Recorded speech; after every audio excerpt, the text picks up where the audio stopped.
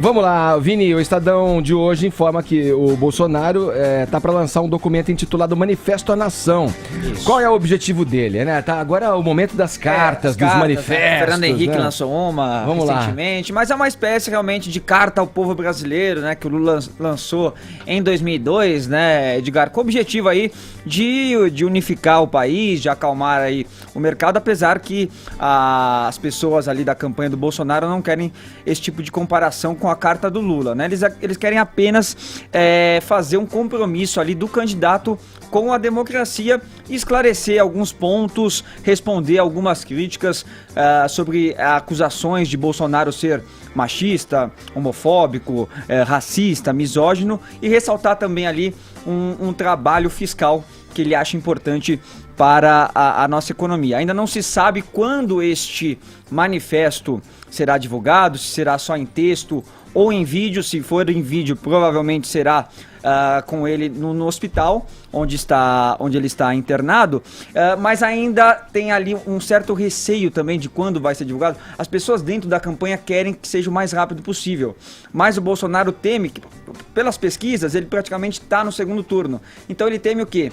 Que isso tem um efeito reverso a 15 dias da campanha. A própria carta do Fernando Henrique, querendo unificar o centro, recebeu muitas críticas, né? Então ele não sabe ainda se isso soaria bem agora. Então tá aguardando, tá conversando com pessoas ali do partido, mas quando for divulgado vai ser isso, vai ser alguns esclarecimentos em torno de algumas posições que ele defende com relação à economia, deve negar divergências com Paulo Guedes, né? A questão da CPMF que teve também na semana passada, negar que fará um governo estadizante, esclarecer algumas questões dessas questões de costumes, de questões sociais do candidato Bolsonaro, Edgar.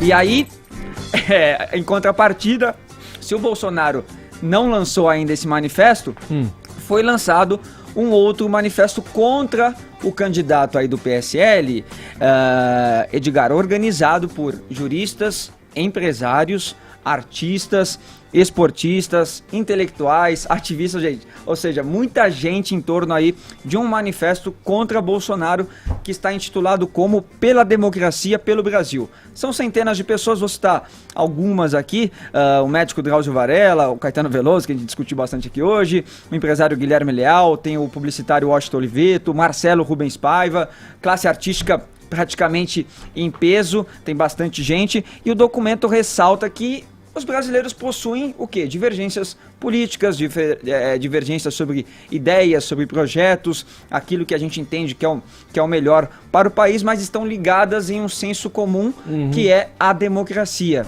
né? Que é aí o compromisso com a democracia. E aí o texto acaba alertando para o perigo de responder os problemas que o Brasil tem, a crise que o Brasil enfrenta, com intolerância e com autoritarismo, que é isso que eles veem aí numa possível candidatura, numa possível vitória do Bolsonaro. Eles até fazem também uma comparação com Jânio, com Collor, que eles falam que eram aventureiros que se colocaram como salvadores da pátria e aí depois levaram o governo deles a um desastre, e aí depois eles nominam o Bolsonaro dizendo o seguinte, Edgar: é preciso dizer mais que uma escolha política, que a candidatura de Bolsonaro representa uma ameaça franca ao nosso patrimônio civilizatório primordial. É preciso recusar sua normalização e somar forças na defesa da liberdade, da tolerância e do destino coletivo entre nós. Qualquer cidadão também que quiser assinar, eles colocam ali um link, né? Mas tem os nomes ali de quem subscreve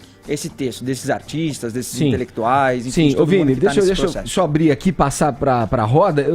É um momento das manifestações mesmo, né? A gente está aí afunilando na eleição, a corrida vai ficando cada vez mais acirrada, estreita, mais definida em muitos casos. A gente já vai tratar aqui dos números da última pesquisa que saiu, mas as manifestações são naturais, e natural também que os candidatos, a partir dessas manifestações, esbocem o desejo, até vendo uma necessidade de se colocar. Resta saber se essa carta que o Bolsonaro pretende fazer vai falar ali novamente para os convertidos, reafirmando uma visão que ele tem já e que já esboçou ao longo da sua trajetória política e tal, ou se ela vai querer dar aquela amaciada, né? Exato. O dilema para o Bolsonaro é o seguinte, ele tem dois desafios aí. Primeiro, a percepção de que a campanha dele não é coesa, de que tem brigas internas, de que ele e o Paulo Guedes não estão se dando tão bem.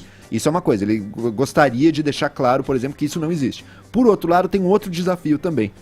Ele tem um eleitorado grande, bastante circunscrito, mas acho que ele está fazendo o cálculo também que no segundo turno a vida dele será muito difícil. Ele vai ter que apelar para um público mais amplo.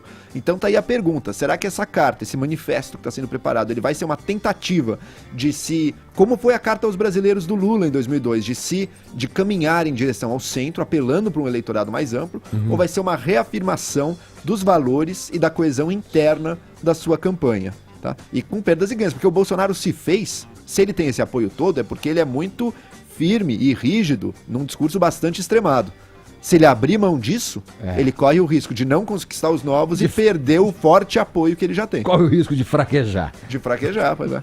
Vai, Caio. Essa carta ao povo brasileiro em 2002 só veio para endossar a confiança que o público, as pessoas já tinham no Lula. O Lula era já o candidato que liderava com vasta distância corrida eleitoral. As pesquisas de intenção de voto mostravam isso, só que os empresários estavam muito inseguros. Para amenizar a coisa, ele escreveu a carta ao povo brasileiro, que na verdade era destinada a carta ao empresário brasileiro, e colocou um empresário como vice na chapa dele, que era o José Alencar. Isso funcionou muito bem com o Lula. Houve outras tentativas de carta ao eleitor, carta ao povo, com o FHC também em 2006. No governo do Geisel também houve outra tentativa, só que escrita por um grupo de juristas. Enfim, tudo sempre para acalmar o cenário.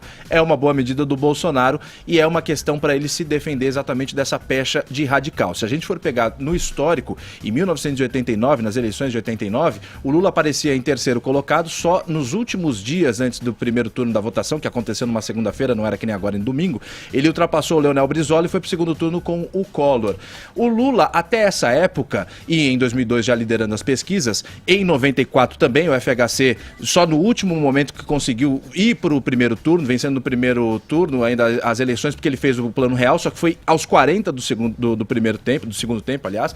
Então o Lula sempre foi o cara que estava ali na frente, mas ele era muito mais radical, historicamente, do que o próprio Bolsonaro. O Lula ia para a porta de fábrica de carro botar fogo em carro. Ele ia para destruir as empresas dos metalúrgicos da categoria que ele seguia. Então o Bolsonaro, eu vejo que é um sujeito, sim, ele tem um discurso muito forte que nos leva a acreditar que ele é um radical, mas eu vejo a sociedade, de novo, não está aqui falando um eleitor do Bolsonaro. Está falando um cara que gosta de botar a bola no chão e falar, vamos olhar por todos os lados. Eu vejo que as pessoas não dão uma chance pro Bolsonaro. Ele falou A, todo mundo já fala, tá vendo? Falou A, B, C, D, E. Calma, vamos esperar o que vai acontecer.